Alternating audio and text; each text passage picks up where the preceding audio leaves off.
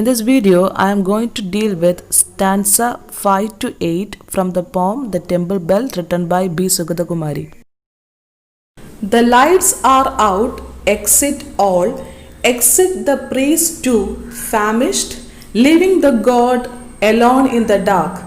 Yet, why this kind from the bell, jarring notes in the lonely dark? Perhaps it is doing its dharma, singing out songs now faded that once it sang to glory. The lights are out, exit all, exit the priest too, famished, leaving the god alone in the dark. The famished priest too leaves the god in the dark.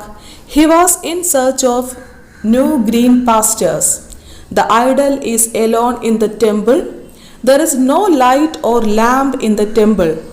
The priest leaves the idol in the dark, and they exit. Next stanza. Yet, why this kind from the bell, jarring notes in the lonely dark? Perhaps it is doing its dharma, singing out songs now faded that once it sang to glory. The poet is again asking the same question: for whom the bell is ringing? For whom the jarring notes are produced in the lonely dark still remains as a question, and the poet reaches the idea that perhaps it is doing its dharma, singing out songs. The bell has not forgotten its duty or dharma and continues to sing, but people have no realization of their duties. Once it sang to glory, but now its song faded, and no one is interested to hear its song. It sings of the spade that reached out in the dark mine where it lay asleep, of the god of fire who sanctified it in the heat of meditation, of the ancient dawn that gifted its melody, of the hand that hung it up here in prayer and then wiped the streaming tears, of the luster of the primal sound echoing inside every day. In this stanza, the bell remembers its makers and the process of its making. It sings of the spade that reached out in the dark mine where it lay asleep. The faded song from the bell echoes the memories of the spade which brought out the bronze block of the dark mine where it lay asleep. So maybe with the help of the spade, the bronze is dug up. So the song echoes the memories of spade which brought out the bronze in the dark mine where it was lying asleep. Of the god of fire who sanctified it in the heat of meditation. That means after digging, the god of fire which sanctified that bell with the heat of meditation, of the ancient dawn that gifted its melody. And the god gifted the bell with the song of melody, of the hand that hung it up here in prayer and then wiped the streaming tears, of the luster of primal sound echoing inside every day.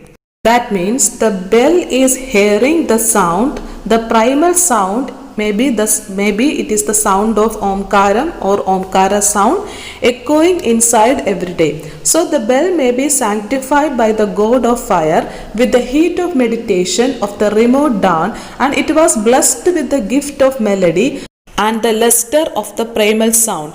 That sound may be the sound of Omkara or Omkaram. So that's the gist of the stanza. It sings of the spade that reached out in the dark mine where it lay asleep, of the god of fire who sanctified it in the heat of meditation, of the ancient dawn that gifted its melody, of the hand that hung it up here in prayer and then wiped the streaming tears, of the luster of the primal sound echoing inside every day. So, with the help of the spade, the bronze was dug up and the god of fire has sanctified it. Sanctified means purified. Purified it with the heat of meditation, and it was blessed with the gift of melody and the luster of primal sound. The primal sound was the sound of Omkara or Omkaram, and the bell is hearing this primal sound every day inside the temple.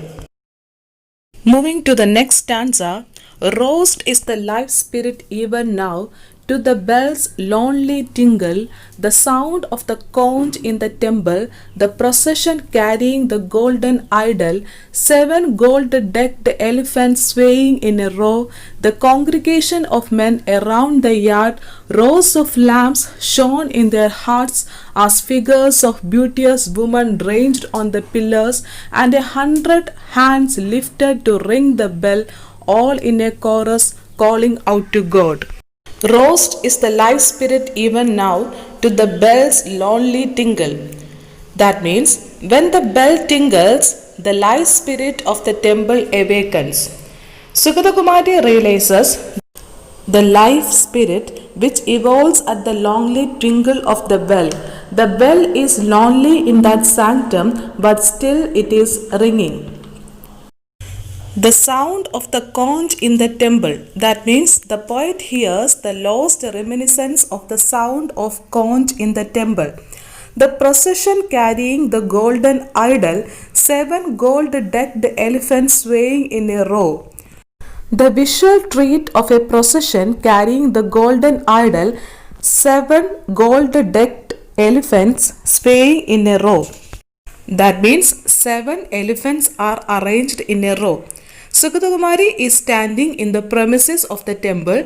She can hear the lost reminiscence of the temple. The congregation of men around the yard. That means the men assembled in the yard.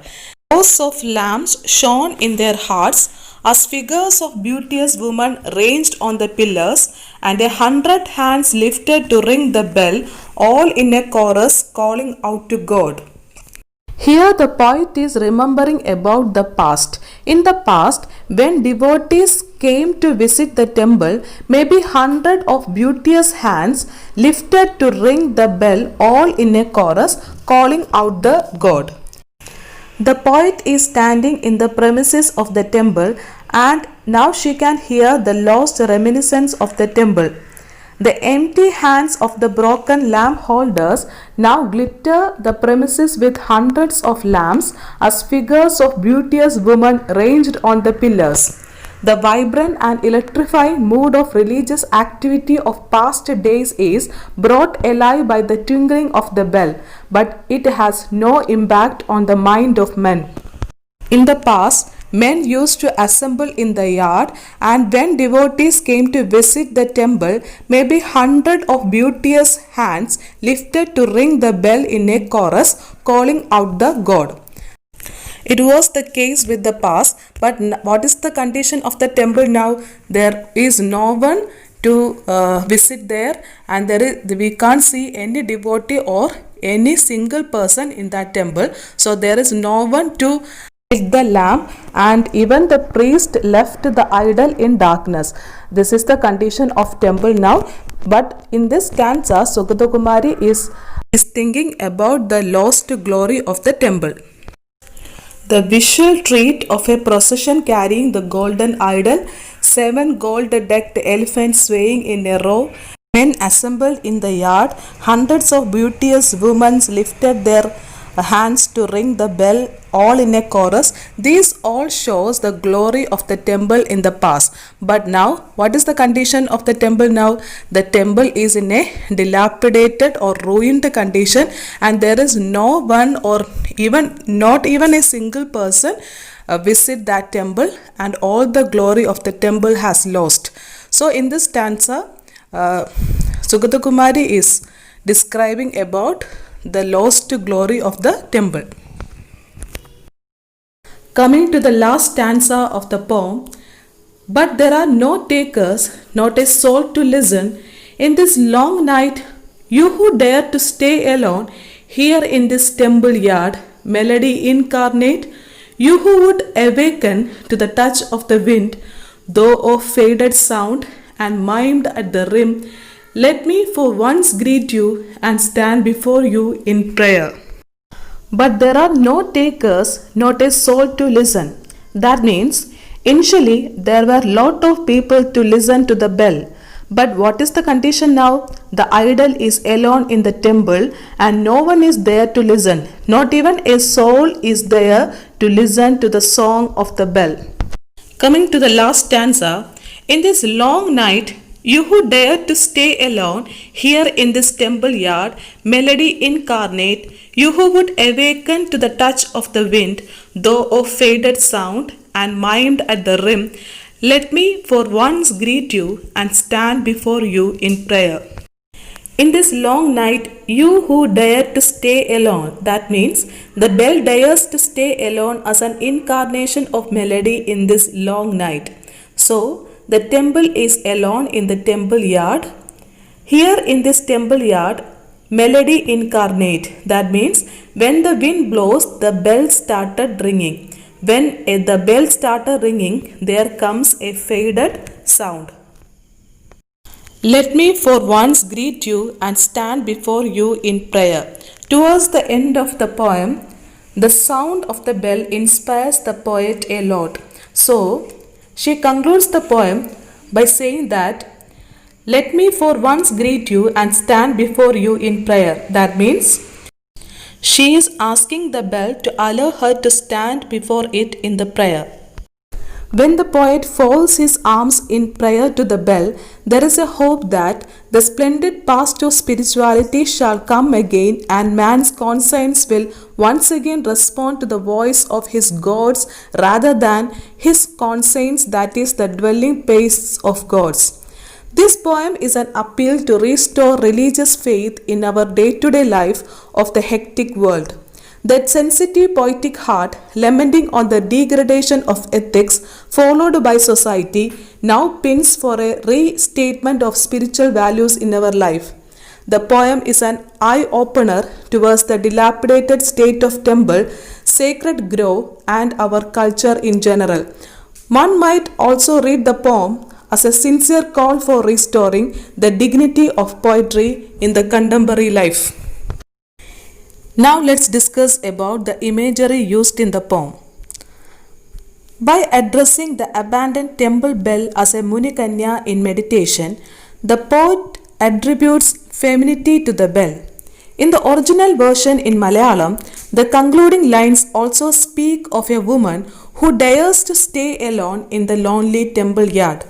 The symbol of bell evokes the image of an old spinster who once spread the light of hope and happiness around her, but now ended in a bat-infested sanctum sanctorum abandoned by all. The imagery, metaphor, and symbols employed in the poem are natural and powerful.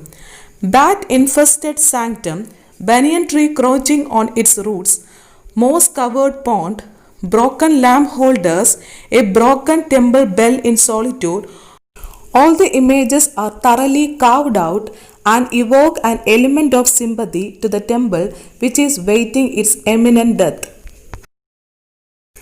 Now let's conclude the poem. As a whole, the poem is a call to refresh the state of poetry and to uphold the relevance of adherence to dharma or religious faith in this hypocritical, shallow world. By presenting a bell that sings its own creation, the poet hints at the necessity of worshipping one's creator and also realizing that we all have a little God inside of us. It is in our own mind that God dwells. It is to our own divinity that is an integral part of the universe that we appeal to in our prayers. The poet is fed up with all the pretensions of the contemporary life and now finds refuge only in deep prayer. The poem was originally written in Malayalam under the name Ambalamani by Sugata Kumari, and it was translated into English by P.P. Ravindran under the name The Temple Bell. So that's all about the poem.